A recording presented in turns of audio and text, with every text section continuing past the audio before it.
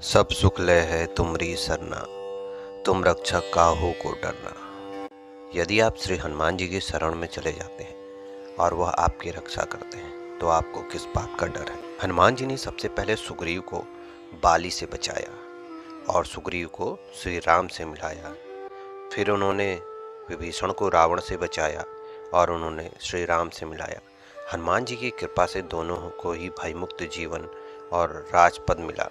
इस तरह हनुमान जी ने अपने जीवन में कई राक्षसों और साधु संतों को भयमुक्त और जीवन मुक्त किया है। यत्र यत्र रघुनाथ कीर्तन तत्र कृत मस्तकांजलि, वाष्पवारी परिपूर्ण लोचनम मारुति नमत राक्षसान तक। कलयुग में जहाँ जहाँ भगवान श्री राम की कथा कीर्तन इत्यादि होते हैं वहाँ हनुमान जी के गुप्त रूप से विराजमान रहते हैं। सीता जी के वचनों के अनुसार अजर अमर गुण निधि सुत होय, करहूँ बहुत रघुनायक छो। इसीलिए जब भी हम अपने घर पर रामायण करवाते हैं, अखंड रामायण, तो हम ऐसा मानते हैं कि श्री हनुमान जी वहाँ प्रभु श्री राम की कथा का श्रवण करने जरूर पधारेंगे। चित्रकूट के घाट पे भई संतन की भीड़, तुलसीदास चंदन घिसे तिलक देत रघुवीर। जब तुलसीदास श्री राम के दर्शन नहीं कर पा रहे थे तो हनुमान जी ने उनकी सहायता की थी और हनुमान जी ने ये वचन तुलसीदास जी से कहे।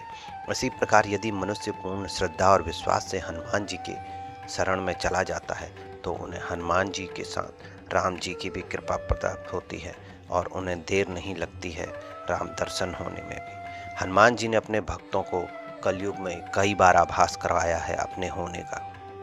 चारों जुग प्रताप तुम्हारा है प्रसिद्ध जगत उजियारा। हनुमान जी कलयुग में भी हैं, त्रेता युग में भी है, द्वापर युग में भी थे।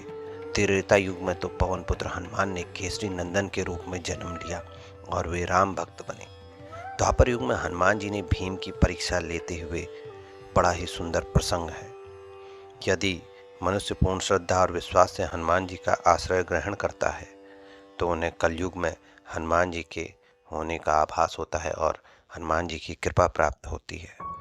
कलयुग में श्री राम का नाम लेने वाले और हनुमान जी की भक्ति करने वाले ही सुरक्षित रह सकते हैं।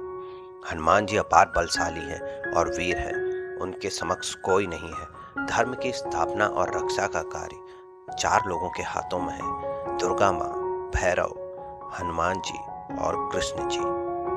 चारों जुग प्रताप तुम्हारा है प्रसिद्ध जगत उजियारा। संकट कटे मिटे सब पीरा, जो सुमिरे हनुमत बलबीरा।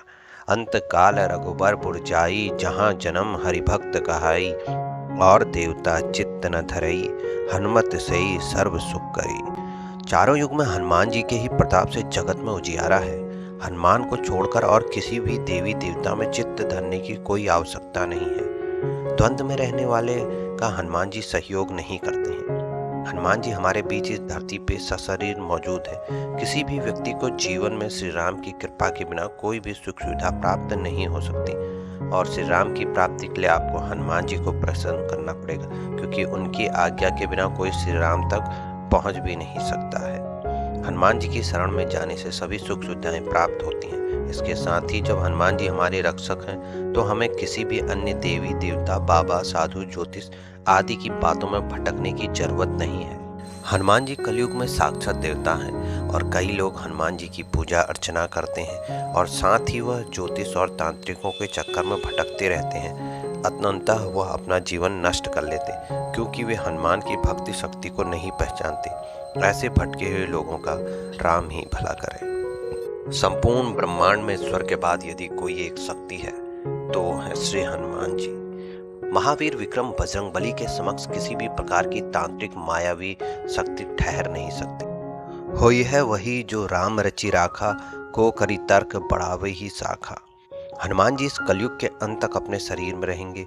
वे आज भी धरती पर विचरण करते हैं। इसलिए आप इधर उधर ना भटकें, हनुमान जी की आराधना करें, प्रभु राम की आराधना करें।